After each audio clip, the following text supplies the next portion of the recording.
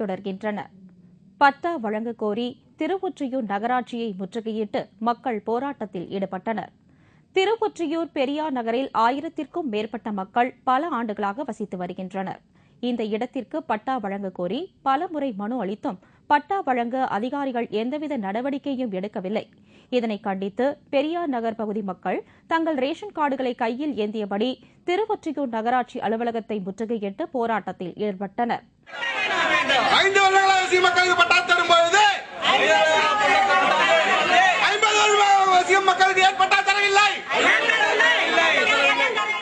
இதுகுறித்து தகவல் அறிந்த தொகுதி எம்எல்ஏ குப்பன் சம்பவ இடத்திற்கு வந்து சமரசம் செய்து பட்டா வழங்க நடவடிக்கை எடுக்கப்படும் என்று கூறியதை அடுத்து அவர்கள் கலைந்து சென்றனர். காலமா 50 வருஷமா இருக்கிறோம். எங்களுக்கு ஒரு தண்ணி வசதி இல்ல, ரோடு வசதி இல்ல. இவ்வளவு நாள் கரண்ட் இல்லாம நாங்க 30 வருஷமா இருந்தோம். பள்ளிக்கூடம் இல்ல, ஒரு சத்துணவு இல்ல, எங்கேயும் போறதுக்கு ஒரு ஆஸ்பத்திரி இல்ல. நாங்க ஒரு தீவிரவாதி மாதிரி நாங்க இருக்கிறோம்மா. எங்களுக்கு பட்டா வேணும். குற்றால மெயின் அருவியில் வெள்ளப்பெருக்கு ஏற்பட்டுள்ளதால் சுற்றுலா பயணிகள் குளிக்க தடை விதிக்கப்பட்டுள்ளது. நெல்லை மாவட்டம் குற்றாலம் மேற்கு தொடர்ச்சி மலைப்பகுதி சுற்றுலா பயணிகளுக்கு வரப்பிரசாதமாக விளங்குகிறது. இங்கு பிரதான அருவியான மெயின் அருவி, புலி அருவி, ஐந்தருவி என பல அருவிகள் உள்ளன. தென்காசி மற்றும் அதன் சுற்று வட்டார பகுதிகளில் நேற்று மாலை பெய்த கனமழையின் எதிரொலியாக இந்த அருவிகளில் வெள்ளப்பெருக்கு ஏற்பட்டுள்ளது. இதனால் சுற்றுலா பயணிகள் அருவிகளில் குளிக்க தடை விதிக்கப்பட்டுள்ளது. மத்திய அமைச்சர் மு.க. அழகிரி பிறந்தநாளை கொண்டாட 50,000 ரூபாய் கேட்டு மிரட்டிய திமுக பொதுச் செயலாளர் கைது செய்யப்பட்டு மதுரை மத்திய சிறையில் அடைக்கப்பட்டார். இதனை அறிந்த திமுகவினர் மத்திய சிறைச்சாலையில் முன்பு ரகளையில் ஈடுபட்டதால் பரபரப்பு ஏற்பட்டது.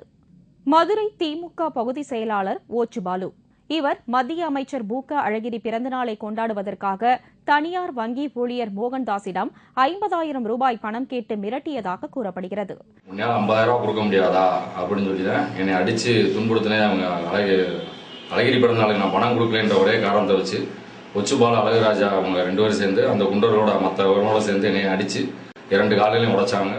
இதுகுறித்து மோகன்தாஸ் கொடுத்த புகாரின் பெயரில் போலீசார் கொலை முயற்சி வழக்கு பதிவு செய்து ஓச்சுபாலுவை கைது செய்தனர். இதனை அறிந்த திமுகவினர் சிறைச்சாலை முன்பு ரகளையில் ஈடுபட்டதால் பரபரப்பு ஏற்பட்டது.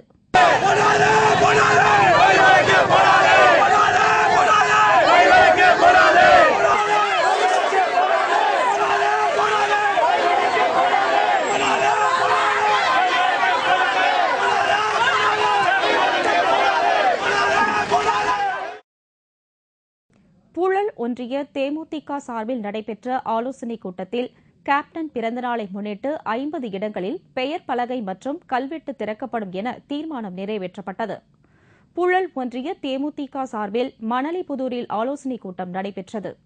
ஒன்றிய செயலாளர் டேவிட்சன் தலைமையில் நடைபெற்ற இந்த கூட்டத்தில் திருவள்ளூர் கிழக்கு மாவட்ட செயலாளரும் கும்மிடிப்பூண்டி எம்எல்ஏவுமான CH சேகர் மற்றும் மாவட்ட நகர ஒன்றிய நிர்வாகிகள் கலந்து கொண்டனர்.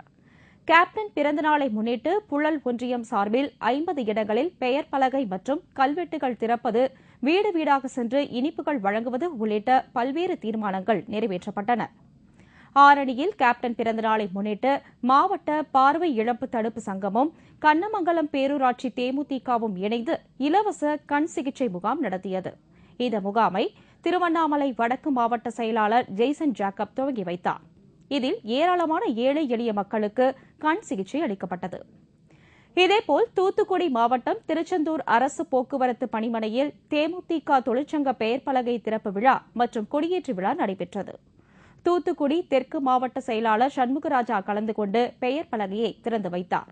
இதில் மாவட்ட கழக ஒன்றிய நிர்வாகிகள் கலந்து கொண்டனர். ஒட்டன்சத்திரத்தில் கடந்த ஆட்சிக் காலத்தில் நிறுவப்பட்டு செயல்படாமல் இருக்கும் வேளாண் விற்பனை அங்காடி நிலையத்தை மீண்டும் பயன்பாட்டுக்கு கொண்டுவர நடவடிக்கை எடுக்கப்படும் என்று வேளாண்மைத்துறை அமைச்சர் KA செங்கோட்டையன் தெரிவித்துள்ளார். திண்டுக்கல் மாவட்டம் ஒட்டன்சத்திரத்தில் செயல்படாமல் இருக்கும் வேளாண்மை அங்காடி நிலையத்தை வேளாண்மைத்துறை அமைச்சர் KA செங்கோட்டையன், மின்சாரத்துறை அமைச்சர் நத்தம் விஸ்வநாதன் ஆகியோர் நேரில் சென்று ஆய்வு நடத்தினர். இதன் பின்னர் செய்தியாளர்களிடம் பேசிய அமைச்சர் செங்கோட்டையன், வேளாண்மைத்துறை அங்காடி நிலையத்தை விரைவில் பயன்பாட்டுக்கு கொண்டுவர நடவடிக்கை எடுக்கப்படும் என்று கூறினார்.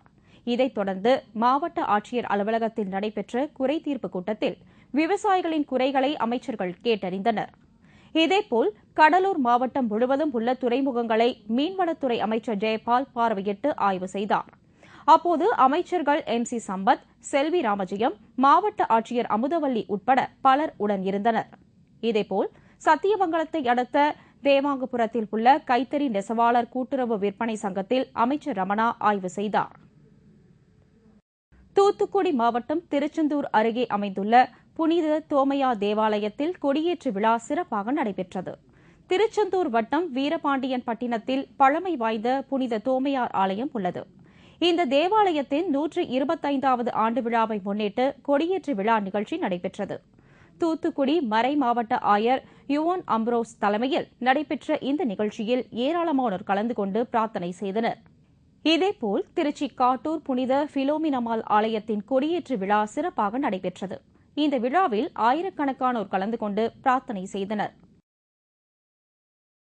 மேட்டூர் அணையில் இருந்து திறந்துவிடப்பட்ட தண்ணீர் குமாரபாளையம் கிழக்கு கரை கால்வாயில் பெருக்கெடுத்து வருவதால் விவசாயிகள் மகிழ்ச்சி அடைந்துள்ளனர். குமாரபாளையம், தட்டாங்குட்டை, கல்வக்காட்டு வலசை, சானார்பாளையம் உள்ளிட்ட பகுதியில் 10,000க்கும் மேற்பட்ட ஏக்கரில் விவசாயம் செய்யப்படுகிறது. கிழக்கு கரை கால்வாயை நீரை நம்பி நெல், பருத்தி, மஞ்சள் உள்ளிட்ட பல்வேறு பயிர்களை விவசாயிகள் பயிர் செய்து வருகின்றனர். தற்போது விடப்பட்டுள்ள தண்ணீர் 6 மாத காலத்திற்கு மேலாக வரும் என்பதால் விவசாயிகள் மகிழ்ச்சி அடைந்துள்ளனர். மேட்டூர் அணையிலிருந்து கடற்கரையில் வாய்க்கால் தண்ணி வந்திருக்குதுங்க. அதே மாதிரி இப்போ ஒரு 4-5 மாதத்துக்கு அப்படியே தொடர்ந்து விட்டுட்டு இருந்தீங்கன்னா எங்களுக்கு இன்னும் கொஞ்சம் சௌகரியமாக இருக்குங்க. சபரிமலை ஐயப்பன் கோவில் புதிய தந்திரியாக கண்டரரு மகேஸ்வரரு தேர்ந்தெடுக்கப்பட்டுள்ளார். சபரிமலை ஐயப்பன் கோவிலில் முக்கிய பூஜை வழிபாடுகளை செங்கனூர் பகுதியில் உள்ள தாளமண்டலத்தில் வசிக்கும் தந்திரிகள் நடத்துகின்றனர். இவர்கள் சுழற்சி முறையில் ஆண்டுக்கு ஒருமுறை பதவி வகிப்பார்கள். தற்போதைய தந்திரி கண்டரரு ராஜீவரின் பதவிக்காலம் கடந்த வெள்ளிக்கிழமையன்று முடிவுற்றது. இதைத் தொடர்ந்து புதிய தந்திரியாக கண்டரரு மகேஸ்வரு தேர்ந்தெடுக்கப்பட்டுள்ளார். இவர் வரும் ஆவணி மாதம் முதல் சபரிமலை ஐயப்பனுக்கு பூஜைகளை நடத்துவார். இதேபோல் மேல் சாந்திகளின் பதவிக்காலம் ஐப்பசி மாத இறுதியுடன் முடிவடைவதால் புதிய மேல் சாந்திகளை தேர்ந்தெடுக்கும் பணியை திருவாங்கூர் தேவசம்போர்டு மேற்கொண்டுள்ளது. சென்னை விருகம்பாக்கத்தில் அமைந்துள்ள பிரசித்தி பெற்ற மாரியம்மன் கோவிலில் ஆடி மாத திருவிழா வெகு விமரிசையாக நடைபெற்றது. விருகம்பாக்கம் மெயின் சாலையில் பிரசித்தி பெற்ற மாரியம்மன் ஆலயம் அமைந்துள்ளது. இந்த கோவில் ஆடி மாத திருவிழா வெகு சிறப்பாக கொண்டாடப்பட்டது. விழாவை ஒட்டி அம்மனுக்கு சிறப்பு அபிஷேக ஆராதனைகள் நடைபெற்றது. இதைத் தொடர்ந்து ஏராளமான பெண்கள் அம்மனுக்கு பொங்கல் வைத்து வழிபாடு செய்தனர். இந்த விழாவில் ஆயிரக்கணக்கான பக்தர்கள் கலந்து கொண்டு சுவாமி தரிசனம் செய்தனர்.